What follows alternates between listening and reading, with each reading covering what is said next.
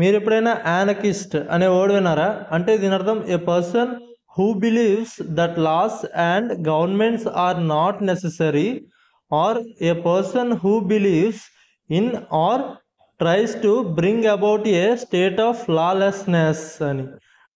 అంటే ప్రభుత్వం లేదా అధికార నిర్మాణాలు లేని సమాజాన్ని నమ్మే లేదా దానికోసం పనిచేసే వ్యక్తి.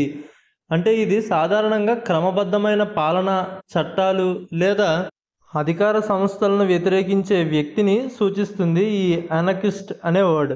దీనికి ఎగ్జాంపుల్ చూస్తే, he identifies as an anarchist believing in a society without rulers.